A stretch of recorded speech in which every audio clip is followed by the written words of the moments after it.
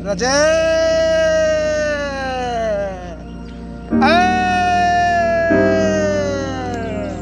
राजा यहाँ आओ, राजा यहाँ आओ, ये कहकर बस एक बार बुलाया और आसपास के जंगल से जंगली मोर भागते हुए उसके पास आ गए।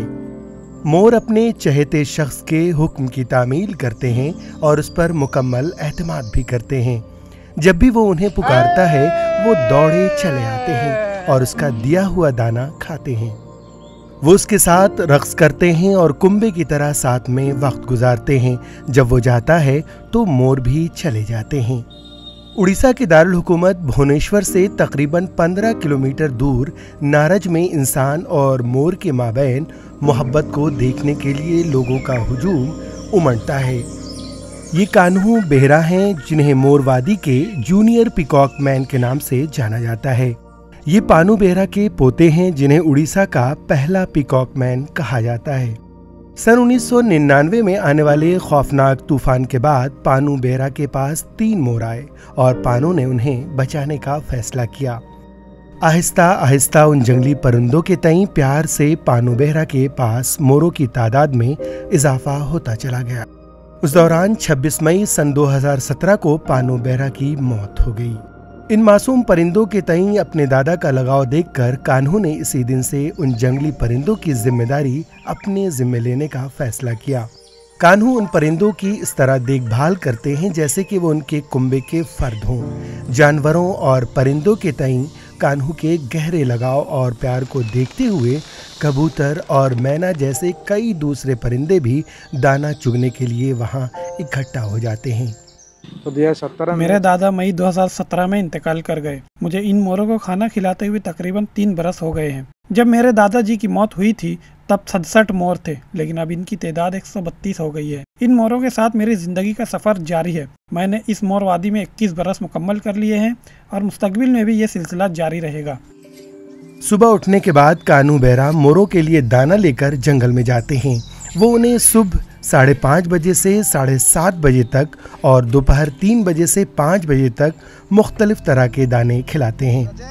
उन परिंदों के दाने पर कान्हू रोजाना औसतन 500 से 600 रुपये खर्च करते हैं। इन परिंदों से कान्हू की मोहब्बत को देखते हुए लोग उनकी माली मदद भी करते हैं। कान्हू इन पैसों से मोरों के लिए दाना और पानी का इंतजाम करते हैं।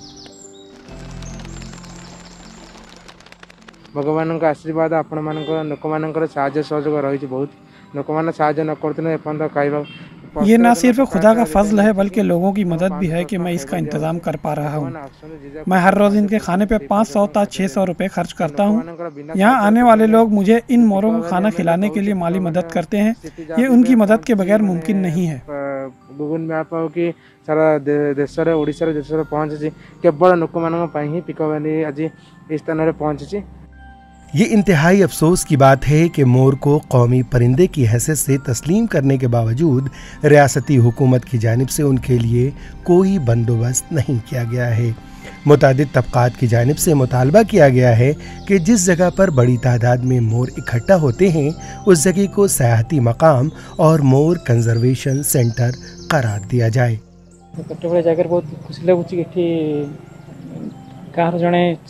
इस पहल के बारे में बहुत पुरजोश हूँ। अब वक्त आ गया है कि उड़ीसा हुकूमत इस पर गौर करे ताकि ये इलाका तरक्की कर सके और ज़्यादा तादाद में सयाह यहाँ आ सके। मयूर हूँ गोटे जातीय पक्षी जहाँ को पिला माने केवल पाठ। मोर हमारा कौमी परिंदा है। हमारे बेशतर बच्चे इसे किताबों में देखते हैं। अब वो उन्हें यहाँ जिंदा देख सकेंगे। हुकूमत को चाहिए कि वो इस मकाम को मोर कंजर्वेशन सेंटर बनाने के लिए पहल करे ताकि यहाँ आने वाले लोगों को बड़ी तादाद में मोर दिखाई दे। एवं बहु संख्यार मयूर एठी एककालीन देखिबार सुयोग मिलता।